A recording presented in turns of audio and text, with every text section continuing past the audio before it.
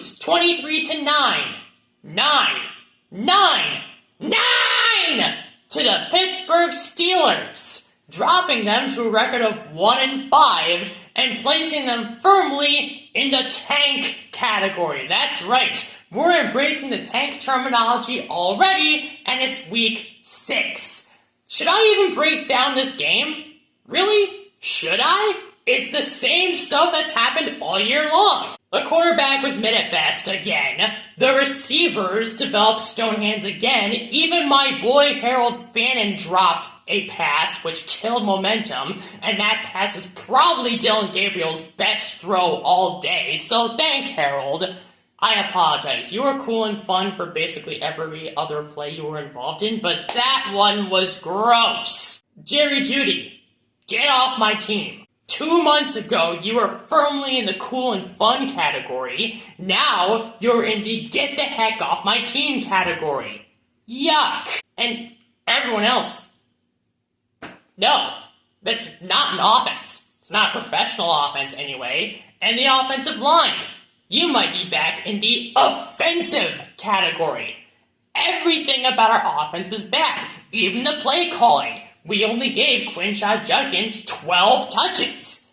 Ew and yuck. So the offense was terrible again. Our special teams proved that it was the worst in the league again. And even our defense didn't hold up their end of the bargain today because they allowed Pittsburgh to score points in 5 out of their first 6 possessions. And while we're on the topic of the defense, can anyone see if they have found Myles Garrett anywhere? Because I haven't been able to see him at all.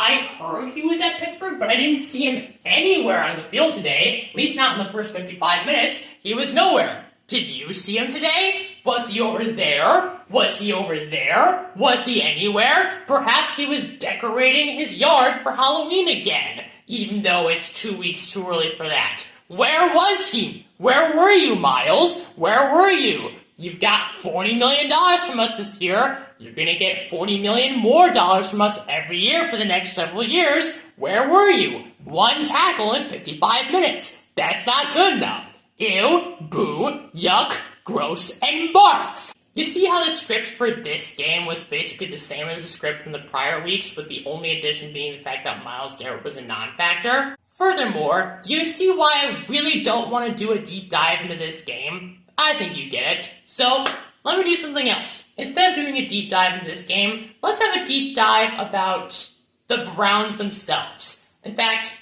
everyone, we're going to have some fun today. Let's all hop into the time machine. Come with me. Whee!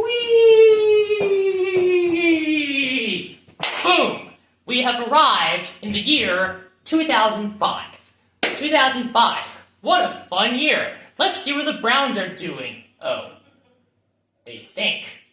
Well, why did these Browns stink? Let's talk about it. In 2002, the Browns made the playoffs, and then they lost to the Pittsburgh Steelers in humiliating fashion. Thanks, Dennis Northcutt.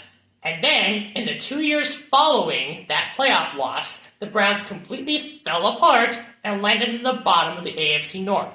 And while they were falling apart, Tim Couch, the quarterback whom they invested a lot of capital in throughout the years, got injured in a home game, and Browns fans cheered him being injured. So then 2005 came along, and the executives in charge of the Browns decided that what they needed in order to save the Browns, or at the very least save the Browns offense, was to bring in a former Super Bowl winning quarterback from the Baltimore Ravens. So they brought in Trent Dilfer to be the quarterback. He wasn't good, and at several points throughout the season, Browns fans began clamoring for their rookie third-round draft pick from the prior year to become the starter. That third-round pick, who was probably drafted too high, Charlie Frye.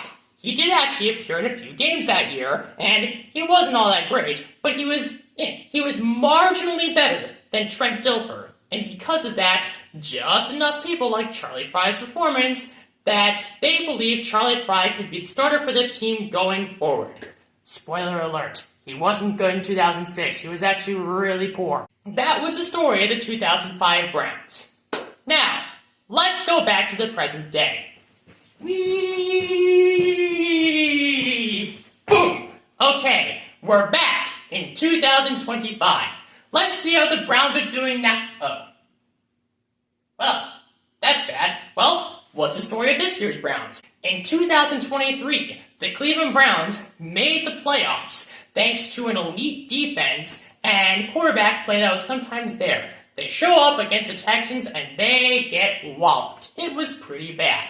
The next year, the team completely falls apart, lands in the bottom of the AFC North. While the collapse is happening, Deshaun Watson, a quarterback that the Browns gave a lot of draft capital to get, and then spent a lot of capital to get him and try to make him the best quarterback he can be, gets injured at home, and Browns fans cheer him being injured. The team finds itself at the bottom of the AFC North. At this point, Browns management and executives do a collective thunk.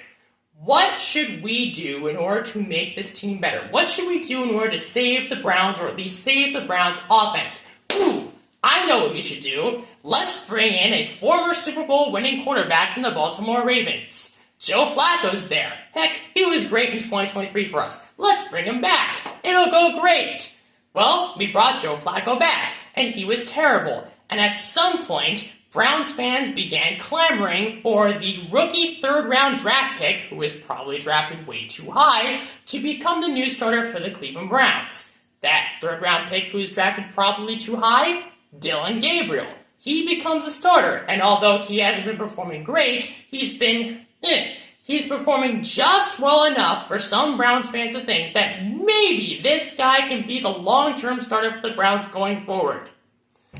This is the part where I'll step in and say, I don't think it's going to happen, although I don't blame Browns fans for thinking that, because he has genuinely been better than Flacco, but even so, do you get the story I'm trying to tell all of you? This is the same team from 20 years ago. What's different? What is different about this team? Seriously, it's the same issues. 2005, 2025, the same issues. And what did we even do in those 20 years in between?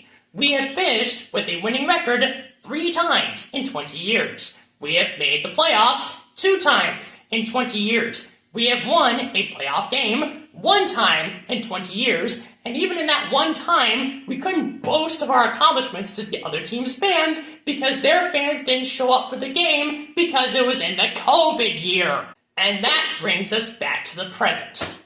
So, let's have a talk about what this team's vision is, because what is it? What is this team's vision? And this goes out to Mr. Haslam, Mr. Barry, Mr. Stefanski, and all of the various assistants of Mr. Stefanski on the coaching staff. What is your collective vision for this team? Do you believe this team can be a playoff team? Well, they're 1-5, so I don't think so. Do you believe this team truly is terrible and it's time to tank? I would agree if that's what you think, but I don't think it's what you think.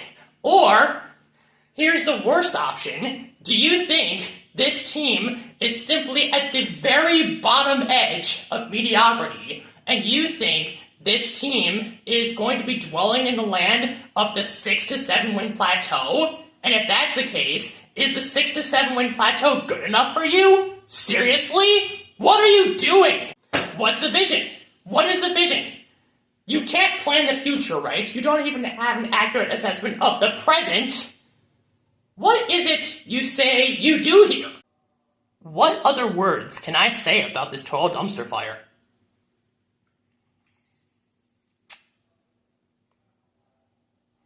Fire everyone. I don't know what else to say. The Browns have made me run out of words.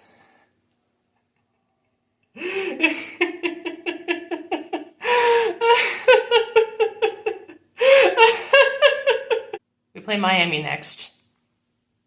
Miami also has a coach on the hot seat. They have a manager on the hot seat. If we could out-tank the Dolphins, that'd be nice. At least Bowling Green beat Toledo. That was actually fun. That was cool. So my Saturday was good at least. Thank you guys. That is it for this one. Thank you very much for watching.